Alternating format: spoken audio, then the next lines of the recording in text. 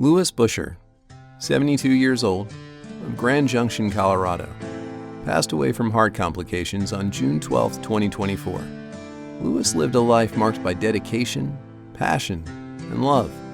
In 1975, Louis graduated from Colorado State University. He returned to Grand Junction to work at his family-owned Pepsi-Cola production facility. Renowned for his charm and social skills, Louis famously traveled across the western slope and parts of Utah, repairing soda machines and persuading businesses to switch from Coca-Cola to Pepsi products. His efforts contributed significantly to the business achieving one of the highest per capita soft drink consumption rates in the nation. At the age of 26, Louis married his first wife, Beth Buescher, and they had 5 children together. In 1982, the Buescher family transitioned from the Pepsi bottling business to acquire the assets of Monarch Aviation at Walker Field Airport, renaming it West Star Aviation. Louis was known for his dedication to his employees, treating them like family, and going above and beyond to make them feel valued. Louis's generosity and wisdom extended beyond his family, and many of his son's friends and loved ones considered him a father figure. In 2015, Louis married Leonie Buescher. Together, they explored many adventures, outdoor activities, and vacations.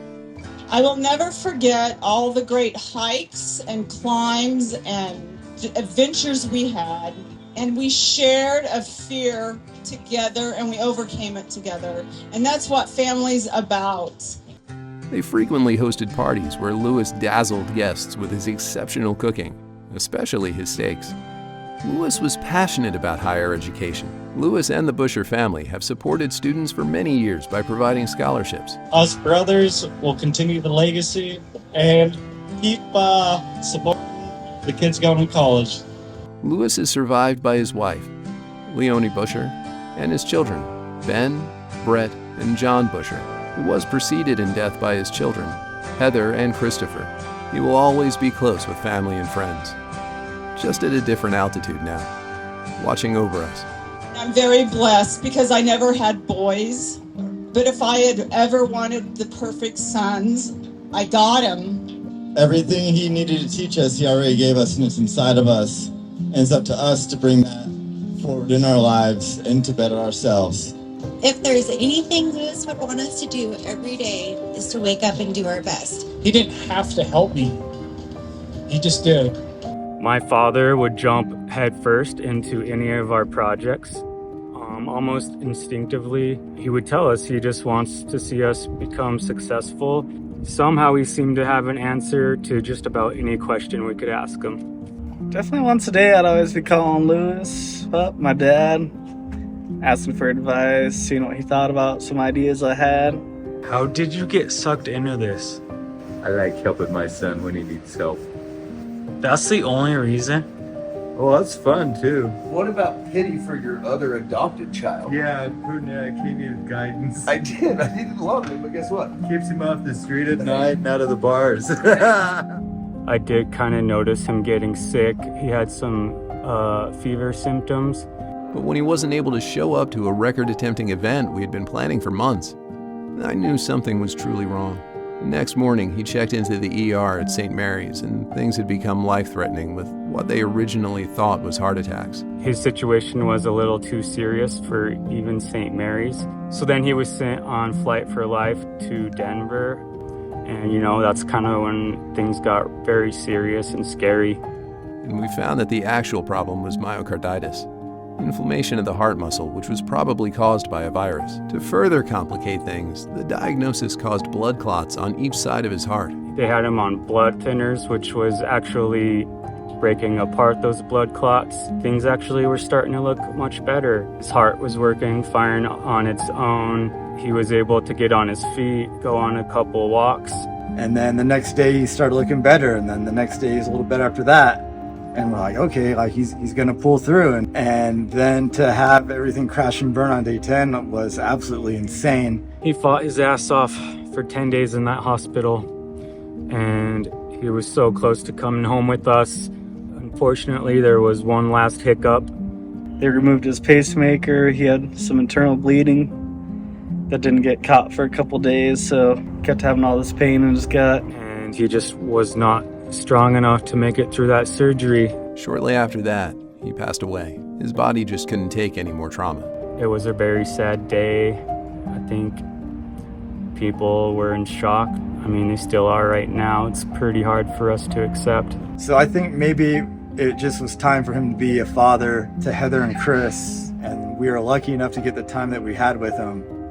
After his passing, it took a while for family members and friends to accept reality. It felt like King Louis was invincible. So many people relied on him, to a point where it was tough to realize the void he left behind. Instead of resting and mourning, they got straight to work. Their goal was to throw him a celebration of life that would never be forgotten. Everyone seemed to be like driven and on a purpose, like almost like this sacred mission to like try to make that day for him as special as it could be for everyone that's going to show up. The street kingpins and Handy's construction crew spent the whole week preparing the Lion's Den for their best party yet. The biggest challenges were getting the pool ready in time, fixing cracks, putting up new lighting, artificial turf, and creating shaded areas for people to escape the heat. In an unusual fashion, the boys were ahead of schedule until Mother Nature came calling. After the most intense hailstorm Grand Junction has seen in decades, the 40 by 40 tent had been destroyed, parts of the fence were torn down, and much of the progress made with lighting and visuals had been completely reverted.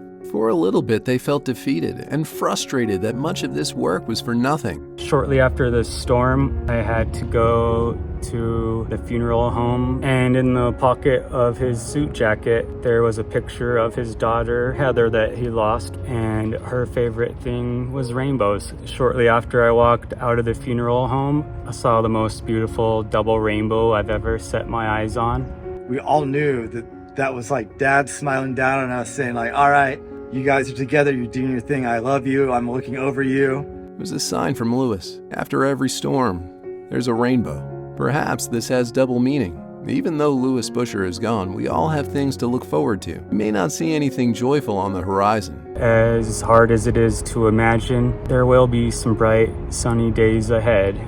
You know, that's what we have to deal with today, living life without him, but never forgetting the tools that he taught us. All right, Lou Dog. This is what you're doing to us. We love you, but damn, dude. With this powerful beacon of hope, they rallied the troops back together, this time with even more people, and within the next 24 hours, they had everything back to the way it was and more.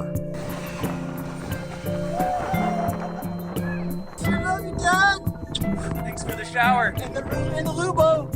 Rainbow for Heather. To add an extra splash of imagery, Nick and Brett went to their former family business, Westar Aviation, that they sold around 2004. They loaded up a propeller and other memorabilia while reminiscing with former employees about the good old days.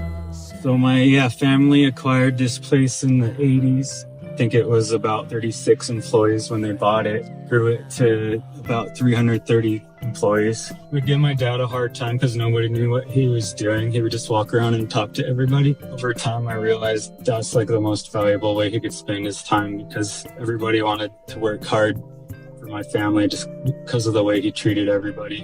And I think that's part of the culture that the Buescher family kind of began, not just being the owners of this company and, you know, managing over these people, but creating like a real team effort and a family feel to the whole business. I don't know how we memorized 300 names, but he knew everybody that worked here.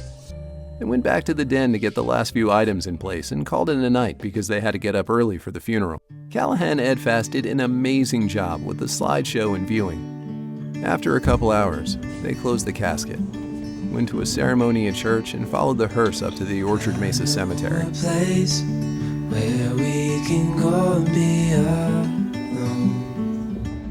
The hardest part of the day was seeing him getting placed 5 feet underground next to his 2 children who preceded him in death. After this, it was safe to say that most people were ready for a drink. The family and friends went back to the Lion's Den, where we celebrated King Louis like there was no tomorrow. After some barbecue and hugs with long-lost friends, it was time for some incredible speeches. So everybody, we are here for the celebration of Louis Buescher, the man, the boss, the one, the only, the legend, King Louis. I believe that this world is a better place because Lewis passed through here. Brought us all together as a guy that was just like not only my uncle that I loved so much, but also a father to a lot of guys that didn't have that figure in their life. On Father's Day, I realized I knew Lewis better than I knew my own father. They literally have saved my life. I'll never forget the days driving the golf cart, jumping off the fucking roof, onto the trampoline, and taking the governor off the fucking golf cart and just fucking getting her. What did you do to my golf cart? He accepted all of us fucking degenerates with like an open heart and then taught us how to be better people. And we were fuck-ups. I mean, I was. He had such a powerful and large presence. He didn't need to be loud or talking. He was just such a beautiful man. I was also former mayor of Grand Junction in 06 through 08, and I was so proud that he was so in tune with our community, and you can see it today. Just look around. We one day said, "Hey Lewis, can we build a mini pipe in your basement?" He said no. So 2 days later, we started building the mini pipe in his basement. It was the place that everyone was welcome, just like here. And us as young high school students, it was a safe place to go. And, I mean, it was a big part of molding a lot of us into what we are today. Sorry, Boot Cliff Country Club, we did some damage. After wrapping up the speeches, Brett directed the crowd to enjoy Lou's two biggest loves other than family. Grab a cigarette and a Pepsi, and we're going to take pictures over there next to the Lion's Den. I want to be a myth. I want to be a legend. Ghost in the west. I want to go to heaven. I want to throw a rock. I want to be an icon. Ghost in the west. Not to be forgotten. Not to be forgotten. After posing for a picture, the party continued deep into the next morning. It was as if nobody wanted the party to end. Lewis was so generous with his time, and it seemed like everyone wanted to return the favor and celebrate him to the very last minute. As we reflect on Louis Buescher's remarkable life, we remember the profound impact he had on everyone he met. More than a businessman, car enthusiast, and devoted family man, Louis was a beacon of generosity, wisdom, and warmth. His legacy touches all who knew him. As we celebrate his life, we find comfort in knowing his spirit lives on in the lives he enriched. Let's honor his memory by living with the kindness, enthusiasm, and love he exemplified every day. Louis, I say to you, may the gods go with you, light the path of all of your future journeys, and keep you forever the shining star that you were here. I appreciate him so much, what he did for all you kids. We're gonna say smagma 3 times. And the third one, you better yell it loud and proud for King Louis. I said, are you guys ready? Yeah. Smagma! Smagma!